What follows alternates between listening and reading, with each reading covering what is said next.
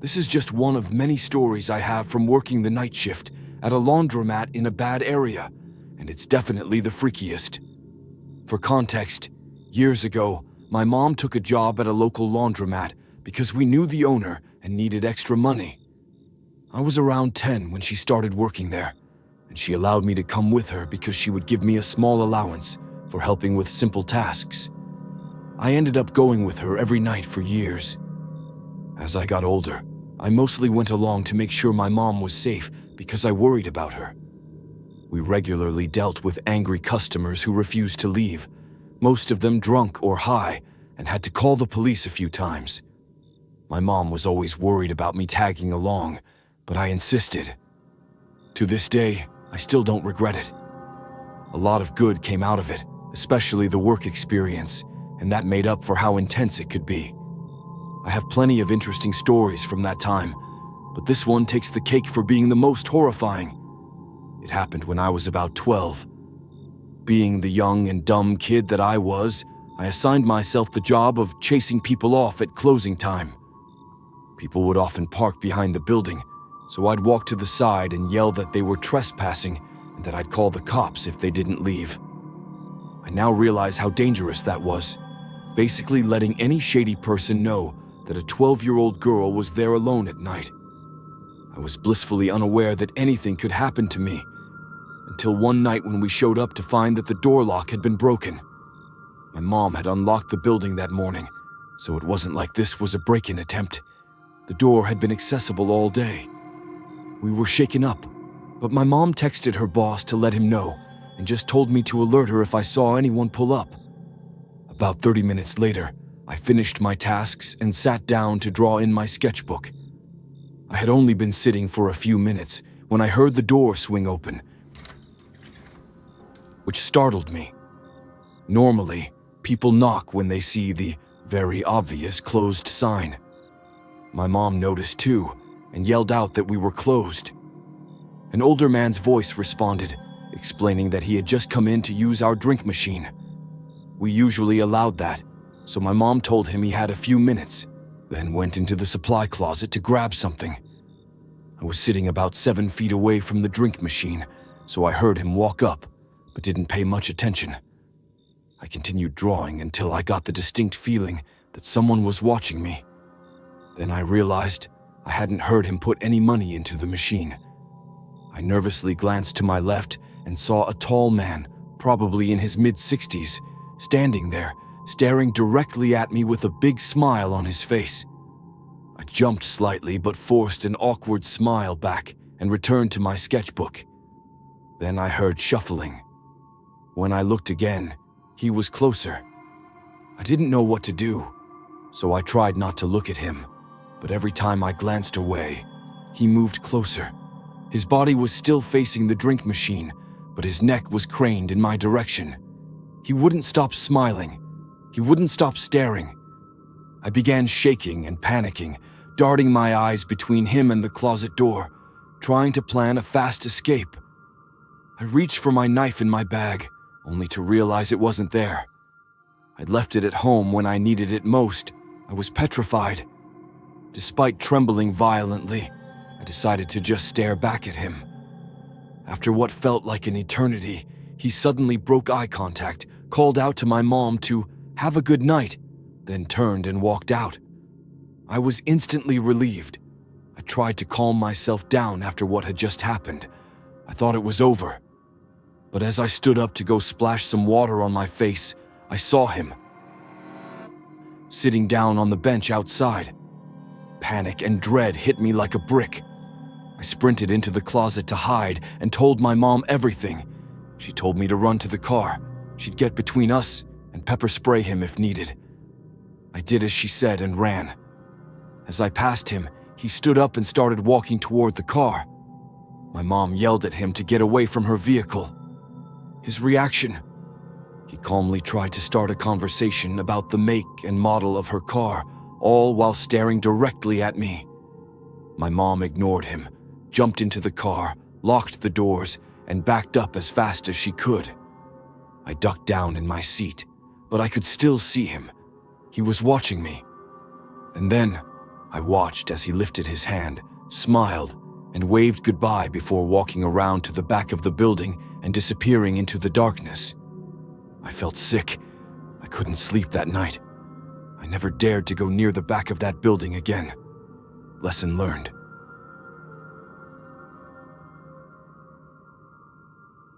I'm a 21-year-old male. It was July 4th, 2019. I live in Kansas in the USA. At the time, I worked as a corrections officer at a maximum security prison on the night shift. The cell house I was in charge of was the maximum general population, one man to a cell. This is where murderers, rapists, and overall the worst of society were housed. Before work, I was doing the typical American 4th of July thing, grilling, blowing up fireworks, had a beer or two, having a great time with my now wife and family. My wife kept telling me I needed to just call in sick and take the day without pay. I said no because we were a little behind on bills. I really wish I had listened to her now. As the night went on, it came time for us to leave my mom's and for me to go home and get ready for work. I took my wife home and dropped her off, got ready, and left for work. My wife's car was broken down, so she was stuck at home for the night. As I drove to work, which was about an hour drive away, I watched the fireworks going off all around. It was sad. I had never had to work on the 4th before. After I got to work and got all my equipment, I got into my cell house. Business as usual. Inmates were showered and locked up. I got my night cleaning crew out so they could clean the rest of the cell house and met up with my partner for the night in the officer station to get our briefing from the last shift. Fast forward an hour into my shift. It's now right around 12:30 a.m. Another officer came into the cell house, so now there are 3 of us. This happened often on night shift, as there was nothing to do except rounds every half hour or so. Out of nowhere, we hear an inmate laughing like a witch. A cackle. That was strange, but nothing to be alarmed about. Drugs were a bad problem in that facility. Still are, as far as I know. Eventually, after a few more cackles, I decide to go see who was making the sound, in case they were high. I walked through and checked all 200 inmates. Nothing. There were a small few that were even awake. So I brushed it off and just went back to my office. My partner and the other officer were asking if there was anyone that needed their cells searched. I couldn't think of anyone in particular I suspected of having anything, so I went and checked all the cells again to see if I could get a whiff of smoke or see something. As I was walking on the second-story cell run, I found an inmate that was acting weird. He was in his bed facing the wall, talking. This was also common, as there were a lot of inmates with minor mental issues. I figured he was high because he turned and looked at me and told me to fuck off. I was going to leave him alone, but the disrespect made me change my mind. Time is now 12:40 a.m., July 5th. I walked back to the office and told the other 2 officers which cell he was in and that I wanted him searched. Cell 218. The cell house layout is 100 cells per level. From the officer's station, you can see the north side, first and second floor, but you can't see the south side unless you walk the 50 feet over to it. Picture the movie Shawshank Redemption type cell house, except instead of being able to look through and see cells across, you just see a wall. The cells are literally back to back. As the officers go to pull him out of his cell to search it, I went to the ground floor and was watching from below. The reason why? I wanted to get the inmate on the ground level and not the second floor. All that was there for protection from going over the edge was a handrail. I noticed the inmate was taking forever to get out of his cell. He came out in shorts and a durag, which is weird because he wasn't fully clothed, didn't even put sandals on, just shorts and a durag, yet took 5 minutes to get out. That made me nervous. The inmate was a 6-foot-tall, 250-pound muscle-bound dude. Definitely had size on us. So from the ground, I holler at him and tell him to come down to the ground and that he could use the phone or check his email or commissary. He declined my offer, which never happens. I knew something was up. He was watching them search his cell from the control panel box. This was alarming. They were in his cell. I was on the ground. He could have easily ambushed them. He would have made it to them before I could get up the stairs. So to try to keep them safe, I went upstairs to the inmate. He was standing in the corner away against the handrails at the top of the stairs. He knew I was the OIC, officer in charge, of that cell house, and he knew I was the one that saw him talking to himself. He asked me why I was having his cell searched. I lied. I said, "It's nothing personal, man. I have a quota I have to fill for cells searched in a night, and you were awake, so I chose you to have searched. It'll just take a second." He was uneasy. He was pacing. Something wasn't right. Then I saw it. He had turned just right, and I saw in his durag the Samsung logo reflecting the cell house light. Shit. I knew there was going to be a problem as soon as I saw it. He had a cell phone. I called over the radio for 2 additional officers to come to me. The inmate didn't seem to notice I made the call. My supervisors responded saying 2 of them were on their way. Side note. At this time, only segregation officers had protective vests, so out of the 5 of us that were now in there, only 1 had a vest. I was not that one. The officers were, names changed. Jackson had a vest, Reyes, Miller, Turner, and me. Time is now 12:58 a.m. As soon as Jackson and Reyes got up to me, I told the inmate to turn around and cuff up. Jackson and Reyes were on the inmate's right side. I was in front of him. "Why?" he angrily asked me. I refused to give him a reason at first. After a few minutes, I had enough. I told him, "Look, man, I can see the cell phone in your durag. You know you're not supposed to have that." The inmate then gets a defeated look on his face, but fire in his eyes. His body relaxes, and he slowly reaches up to retrieve the phone. But does he pull out a phone? Nope. He pulls out a 6-inch sharpened metal rod with ripped fabric wrapped around the bottom as a handle. Everything froze for me. I knew I was going to die. Everything starts moving again. I now have an inmate twice my size charging me, thrusting quickly and repeatedly towards me. "Oh shit," was all I managed to yell. I immediately went into defensive mode, trying to grab his arm and disarm him. His wrist kept slipping. I couldn't keep a hold of it, but at least I managed to block his attempts at my lower abdomen. Suddenly, he aimed high and went for my chest. I felt it make contact. I had just been stabbed in the right part of my chest. "Spray him!" I yelled at the top of my lungs. Reyes was already working on spraying the MK9OC spray. For my military listeners, you know what I mean. For others, MK9 comes as a pressured spray bottle, about 20 fluid ounces. You can buy it at camping stores in the USA. It's called bear spray. It's the stuff you spray in bears' eyes so you can get away. Jackson had come up behind the inmate and grabbed him around his chest and pulled him backward right as Reyes sprayed. I didn't realize it at the time, but the spray hit me, the inmate, and Jackson, as well as everyone near us. I was able to turn and run. I ran around the stair railing, past the panel box, and out onto the run of cells on the 2nd story. I ran past a few cells and turned around to see he wasn't chasing me, but Jackson was wrestling him to the ground while gagging on the OC, as was I and Reyes. Turner, having heard the commotion, came running out of the cell, saw what was happening, and ran in to help. The inmate grabbed Jackson by the vest and tried to throw him over the end of the landing, but Jackson dropped to his knees before he went over. I grabbed my shoulder mic and screamed into it, "Level a response to Charlie 2 now!" Dispatch said something back, but I didn't hear it. I started to charge back to help save Jackson. Before I could get away from the cell I was in front of, Miller grabbed me from behind and told me not to go.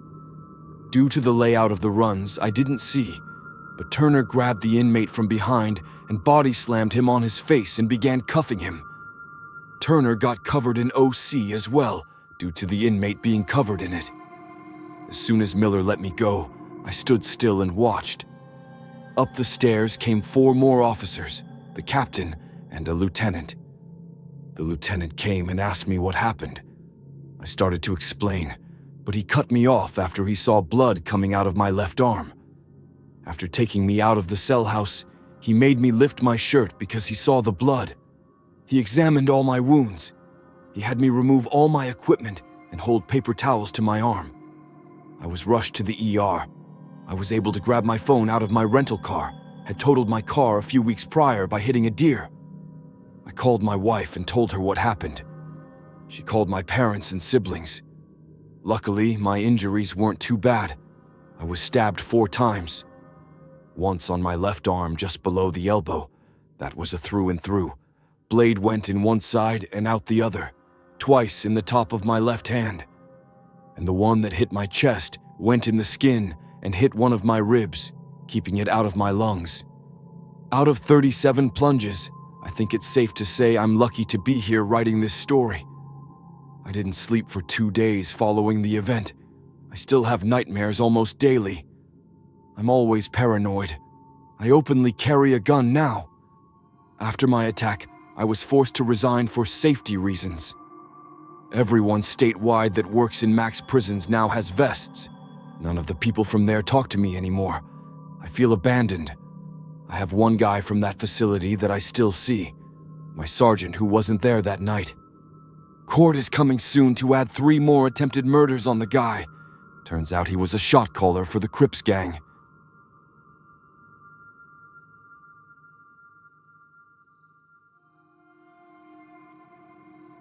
This happened to me 2 years ago. It was my first month on the job, and I worked night security at a pretty interesting place. For the record, I still work there, and might share more strange stories in the future. I'm a 38-year-old male, and have worked security jobs most of my life, mostly on the graveyard shift. I was an event security guard for various well-known concert venues for years. So, I've seen my fair share of strange things and crazy people. In other words, I don't scare easily and hardly ever panic when a crisis comes up. The place I currently work is a resort-style apartment complex. To give you the layout, there are 3 floors of apartments with 50 units on each floor. The place takes up an entire city block, with a golf course in the back, indoor swimming pools, hot tubs, and even a small movie theater. You name it, this place has it. Most of the residents are retired doctors, lawyers, and otherwise wealthy individuals. Some younger people live here too, stockbrokers, real estate agents, and so on. Some just use their apartment during the summer and leave as soon as the snow falls. It's located in a well-known tourist town in the United States. The building has 12 exits on the first floor. The doors are locked at 11 p.m. You can exit, but you can't get back in unless you go to the front of the building and request to be buzzed in, or pick up the call box phone next to the exit you're at. It rings the company's cell phone, and I can come let you in. The front lobby is set up like a hotel, with sliding glass doors which I lock when I start my shift. In the middle of the building on the first floor are 2 large sliding doors that I also lock. They lead to the private parking lot. The parking lot itself is gated and requires a code to enter. It was midsummer, and while it's never really hot here, that night was an exception. It was still very warm after the sun had set. I came in 10 minutes before 11 p.m. to start my shift. We have a routine to hand off the keys, event log, and phone to the next person on duty. Despite the size of the property, I'm the only security person there at night. My co-worker who was leaving told me the side iron gates that lead to the parking lot were open on one side because they were stuck. This isn't unusual. They jam often. She said the repair people would be in the next day to fix them, but advised me to do some extra patrols out there tonight. This place is across the road from a public park, and while the area is generally decent, the park tends to attract drug users and homeless people at night who sometimes wander onto the property or cause trouble. My night started out uneventfully. As a security guard, I'm equipped with pepper spray, a large flashlight, keys, and a company cell phone to call 911 if needed. We're told not to engage physically or detain anyone. We're just eyes and ears. Call the police if something happens. Of course, we can defend ourselves if necessary, but calling the cops is the official policy. Basically, I patrol the grounds and floors for anything suspicious, monitor the cameras in the security office, located in the lobby, and stay alert. If a resident calls for maintenance, I log it into the computer for the day shift. If a security issue comes up, I respond. Pretty straightforward job. I locked the doors to the parking lot and the lobby, did a sweep of all the floors, and returned to the desk. It was quiet, and around 3 a.m., I had just sat down to eat my lunch when the company's cell phone rang. The caller ID showed it was from one of the outside callbox phones. I picked it up and said, "You've reached night security. Officer Michael speaking. How can I assist you?" All I heard was someone breathing heavily. I glanced at the cameras and saw a shadowy figure standing just out of view from the door and camera. I could only see the open call box and the metal cord from the phone. I asked again how I could help. The man started breathing heavier, then laughed, one of those unhinged laughs you hear in horror movies. Then silence. I got up and began walking toward the door he was at when the phone rang again. This time from call box number 2, further down. I looked at the camera and saw a large figure in a hooded jacket. Strange, considering how warm it was.